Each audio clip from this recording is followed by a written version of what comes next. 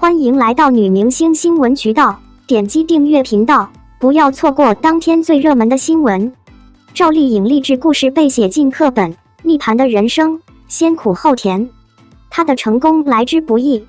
她的每一步都充满了无数的汗水和泪水。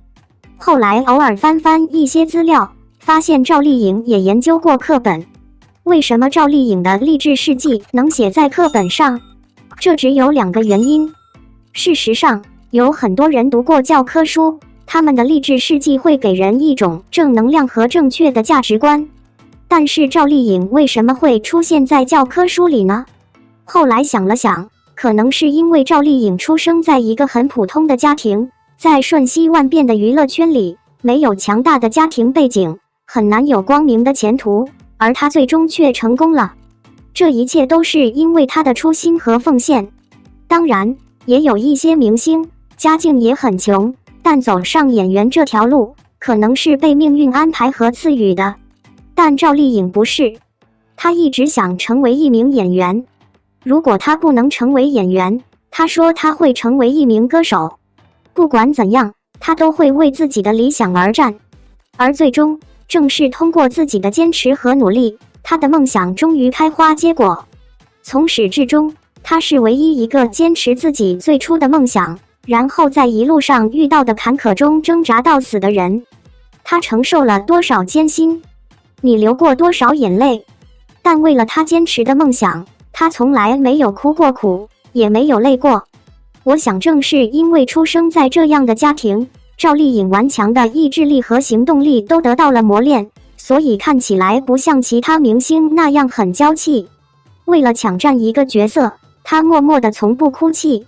10年来，赵丽颖用一部接一部的作品，一个接一部的角色，锻炼着自己广受好评的演技，最终一夜成名，成为万千观众的宠儿。倪潘的生活先苦后甜。之所以把赵丽颖的故事写进教科书，就是要告诉我们很多像她一样的普通人。我们现在之所以没有成功，可能是因为我们不够努力。我们在谈论我们有多努力，但我们偷懒。苦后甜的人生才是最完美的人生，因为苦后甜的人生会让你更明白自己历尽磨难，收获了什么。生活虽然艰难，但当我们坚定地走好每一步，就注定要为我们的人生画卷添上不一样的色彩。人生百花齐放，辛勤耕耘，值得一说，无怨无悔。以赵丽颖为例，谈谈演员亚戏这件事，真的有那么不敬业吗？最近看到一个消息，李沁亚戏了，有好多人说她不敬业，因为她在2个剧组来回拍戏，导致被封在上海，一下子耽误了2个剧组的拍摄进度。现在肖战在等她，陈晓也在等她，但她至少的1个月才能出来拍戏，因为亚戏，李沁被骂不敬业。但是亚戏真的就等于不敬业吗？个人感觉亚戏和不敬业不能够完全的划等号，还是要因人而异，因事而异。对于配角演员来说，根本不存在亚戏一说，他们的戏份本来就很少，即便是同时接了几部戏，那么基本上也很少出现亚戏的情况，拍完一部，直接转到另外一个戏组就可以了，一般也不需要穿插着拍好几部戏。毕竟现在的剧组本来就会集中拍一个演员的戏份，有时候甚至是几个导演一块开机。当然，配角如果亚戏了也无可厚非，他们每部戏的戏份不多，也没有主角的戏份那么重要，只要大致掌握好角色就可以了。为了这么点戏份，他们也不能跟一个剧组耗好几个月，为了赚钱，为了得到更多的出镜机会，必须得亚戏。对于戏份很重的男配女配来说，当然是不应该亚戏的，毕竟每个角色的人物特点，每部戏的拍摄习惯都不太一样，演员们亚戏就很容易出戏，情绪进不去，可能就出不了很好的拍摄效果，这样不但会影响自己，还会影响其他演员，甚至是拍摄进度。对于一部戏的男女主来说，更不应该亚戏，毕竟他们拿到了最高的薪水，拿到了最高光的角色，他们的戏份非常多，多到稍有不慎就会忽略很多细节，每个细节都有可能影响一部戏的流畅度，影响观众的观看感，所以主角们亚戏就很容易被认为是不敬业。可恰恰是这些主角们有更多的亚戏的机会，毕竟他们是真的很红，热度很高，能抗剧、抗收视，所有好多剧组抢着用他们，宁愿接受他们亚戏，也愿意用他们。而他们呢，看到好的剧本或者片酬高的剧本，当然也不愿意放弃，所以就经常会出现男一女一两三部剧来回串的情况，尤其是前几年，这种情况特别多。其实这些演员在亚戏的时候，也都会有侧重点，对每部剧付出的时间或者精力肯定是不一样的，再加上剧本或者团队等其他方面的原因，剧播出来的效果也是有好有坏。那部播出效果一般的剧，自然就会被扒出演员亚戏的问题。可是亚戏真的不代表不敬业，人的能力本来就是不一样的，有些人比较聪明，比较勤奋，他们就是可以做到一心二用，即便是同时做两件事情，一样可以做得很好，完全不影响质量。但有些人确实做不到这点，那么这种人就不应该一心二用，这种演员就不应该出来亚戏了。这里我想以赵丽颖为例，说一下亚戏这件事。为什么将这样一个敏感的话题和她扯上关系？主要还是因为我比较了解她的作品，我感觉赵丽颖就是个可以亚戏的女演员，我甚至有点期待她亚戏。她现在每年拍的戏太少了，感觉有点不够看。如果能亚戏，那她就可以每年多上几部剧了，说不定还能多出几部经典作品。为什么说她适合亚戏呢？因为我觉得她是那种可以一心二用，即便一心二用也很认真、很负责，用心揣摩角色，能把戏演好的女演员。谁是凶手这部剧就是赵丽颖在接拍《幸福到万家》期间抽时间拍的一部短剧，但是她塑造的沈玉很成功啊。她在塑造沈玉这个角色的时候，就她个人表演这方面，她处理得很细节，完全没受到《幸福到万家》的影响。关键是什么？是导演先亚戏的，《幸福到万家》没拍完，就跑去拍其他剧，演员们自然也不会干等着。再比如，赵丽颖在《知否知否应是绿肥红瘦》拍摄期间，接拍了《你和我的倾城时光》。不过这部现代剧完全没影响到赵丽颖在古装剧中的发挥，她依旧对明兰这个角色非常上心，每句台戏，每个细节她都揣摩很久，大晚上不睡觉，就为了研究角色，自己手写剧本。这些过程，其他演员和现场工作人员都是看在眼里的。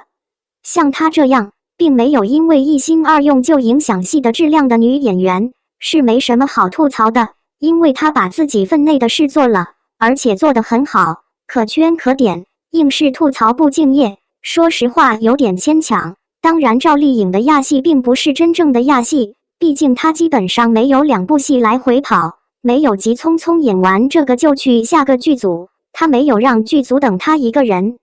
其实像她这样亚戏的演员不在少数，包括一些影帝影后在内，孙俪、张译、樱桃、宁静、黄渤等等都曾被曝或者主动承认过自己亚戏，但这完全不耽误人家的戏演的就是好。什么样的亚戏应该被批评呢？当然是像什么数字小姐、数字先生，或者只有颜值没有演技的小花、小鲜肉，再或者是两三个剧组来回跑，没时间揣摩角色，动不动就找替身，就只是赶场拍戏的演员，他们是真的不应该亚戏，本来也不行，结果还不努力，这样的演员确实不敬业。你说你哭也哭不好，表情也做不好，动作也做不好，台词也背不下来，然后还不努力揣摩角色，也不向前辈或者导演请教，你有啥理由亚戏？你不被骂谁被骂？当然，那些有精力、有能力的演员亚戏也没什么好吐槽的，人家确实能兼顾，而且兼顾得很好。幸福到万家路透，赵丽颖演孕妇，终于见到她大腹便便的形象了。谈及赵丽颖的名字，相信不少观众跟小编一样，也都会有一种姨母般的心情。虽然说她已经是个32岁的女人，我们也比她要小几岁，但是这些年来看着她的作品，再看到她在娱乐圈中的处事风格，也忍不住被圈粉，忍不住喜欢这个白手起家的优秀演员。郑晓龙是娱乐圈中的优秀导演，他执导的不少电视剧都十分优秀，当年的《金婚》就特别经典。值得一提的是，当年还是个小女生的赵丽颖就出演了这部剧中的一个角色。多年后的今天，赵丽颖成长为当红花旦，郑晓龙再一次看到了她的光芒，邀请她一起联手打造《幸福到万家》，可谓是全网欢呼。如今，《幸福到万家》中正在拍摄，网上也有不少的路透。上一次我们看到的是赵丽颖打扮成了清洁工的模样，而在最新曝光的路透中，我们却发现赵丽颖扮演的幸福又进入了不同的人生阶段。上一次是进县城为事业拼搏，这一次的路透是她婚后的状态。路透中的赵丽颖身穿一袭黄色的内搭连衣裙，外面套着一件小外套。最重要的是，她的形象不是女强人，也不是小女生，而是一位大腹便便的孕妇模样。是的，没错，这一次的路透，赵丽颖开始演一位孕妇。不得不说，产后的赵丽颖气质真的是太好了，即便是扮演一个孕妈妈，顶着一个大肚子的她，这气质也真的是没谁了。温文尔雅的模样，散发着一种母性的光辉。如今已经当妈的她，扮演这样的角色，相信也是信手拈来吧。看着赵丽颖在路透中扮演孕妇，不少网友也都纷纷直言，终于见到她大腹便便的模样啦。众所周知，赵丽颖嫁给冯绍峰后，生下了一个可爱的儿子。但是从恋爱到结婚，再到生孩子，她的保密工作一直都做得特别好，孩子不增曝光不说，她在怀孕期间也很少出现在大家面前。所以从怀孕到产子，大家似乎也都不曾见过赵丽颖怀孕的模样，所以吃瓜群众也都很好奇，赵丽颖当初怀孕的时候是什么颜值的。这一次看着她在《幸福到万家》中的孕妇形象，那种大腹便便的模样，也满足了大家对她孕妇形象的幻想。不得不说，一样是孕妈妈，赵丽颖顶着个大肚子的模样，依旧还是很美呀。看着路透，很多的网友也都纷纷直言，赵丽颖在现实生活中都不曾曝光过自己怀孕时期的模样，现在出演《幸福到万家》扮演的孕妇，也终于让我们见证了一把她大腹便便的形象啦。虽然只是演戏，但是也是满足了大众的好奇心。